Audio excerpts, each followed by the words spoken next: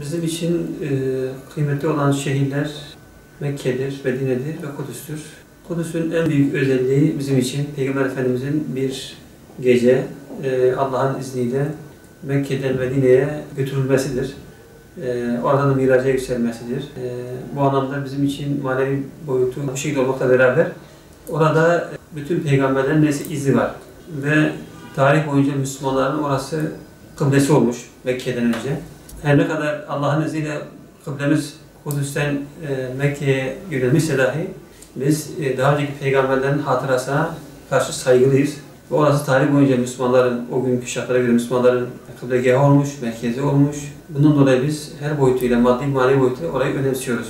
Ve Hz. Ömer'den bu yana da orası Müslümanların kontrolü altındaydı. Ama maalesef son 100 yıldır Kudüs'ü fiilen kaybettik. Kudüs bütün Müslümanlarındır. Belli bir ırkın değildir. Herkesin sahiplenmesi gerekiyor. Şu anda o bölgede Filistinli kardeşlerimiz var ise bu sorumluluk sadece Filistinlileri değildir, bizdedir aynı zamanda.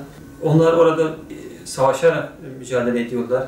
Biz ise burada farklı boyutlarda mücadele ederek onların yanında olmak zorundayız. İşte misal onlar oradalar, savaşsınlar, biz burada işte günlük hayatı devam edelim yaklaşımı bize yakışmaz ve olmaması gereken bir tavırdır. Ondan dolayı bizim burada her boyutta Filistinli kardeşlerimize destek vermemiz gerekiyor, moral vermemiz gerekiyor.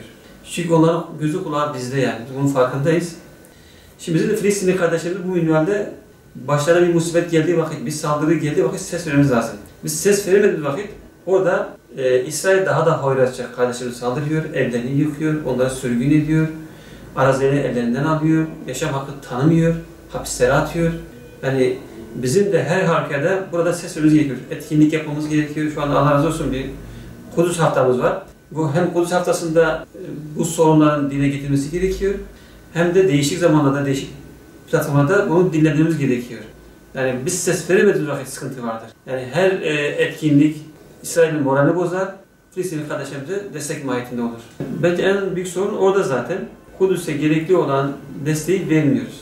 Gündemimize almıyoruz. Bunun için yapmamız gereken veya atmamız gereken adımlar var, bunları atmıyoruz. Kur'an-ı Kerim'de Allah-u Teala diyor ki, ey iman edenler, siz kendinize bakın. Eğer siz dosdoğru yoldaysanız sapan size zarar veremez.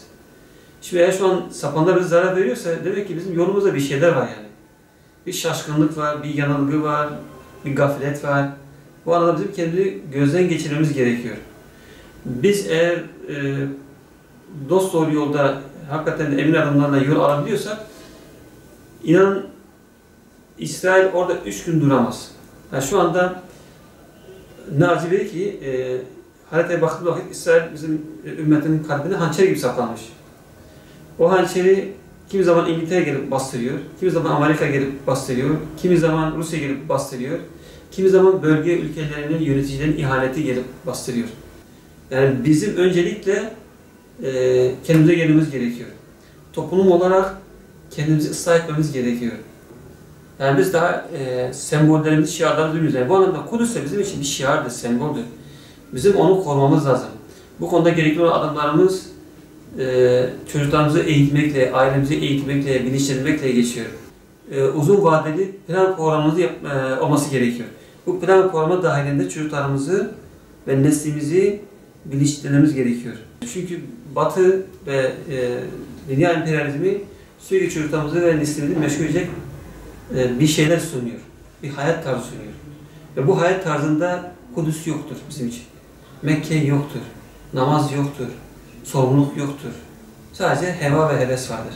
Hani bir taşı bir suya atıyorsun, o taşta ne oluyor? Halkalar oluşuyor. 1, 2 derken böyle sonsuz bir halka oluşuyor. Bu da bir taştır yani. İsrail'e atılan bir taştır. Bu taş inşallah dalga dalga olur, yayılır. Tüm dünyaya, bütün insanlara ulaşır. Bu tür etkinlikleri topluma mal etmemiz gerekiyor. Bizim bir şekilde topluma inmemiz gerekiyor, anlatmamız gerekiyor. Örnek şahsiyetliğimiz olabilir. Yani her boyutuyla bizim burada toplumu etkileyecek adımlar atmamız gerekiyor. Bu da öyle bir gündür, hamdolsun, Allah razı olsun. Herkese bu anlamda sorumluluk düşüyor. Yani şu hatalı olur, yani ben yapabileceğim ne var ki demek doğru değildir. Yani Bir şeyi eğer biz gündemimize almadığımız vakit kısa bir süre sonra belki yani bu 3 ay, 6 ay, 1 sene, 5 sene fark etmez. Hani insanlık tarihi söyleyeyim bu kısa bir süre. Unutulur gider. Yani şu anda bizim eski duyarlılığımız var mı Filistin'e karşı? Maalesef yok. Neden yok? Mesela 80'li yıllarda ben hatırlıyorum İsrail'in zulmü bizim gençlik dönemimize denk geldi o dönemde 80'li yıllarda. İsrail askerleri Filistinli çocukların elini kolunu taşlarla kırıyordu. Ben onun kahrını taşıyorum yani. Hala o mesela o sahne gözümün önünde. Yani o çocuklar bağırıyor, çağırıyor, kimsenin gıkı çıkmıyor. O taşlarla çocukların kolu kırılıyor. Ve bu süreç hala devam ediyor. Dünyanın gözü önünde Filistinler öldürülüyor, çoluk çocuk öldürülüyor.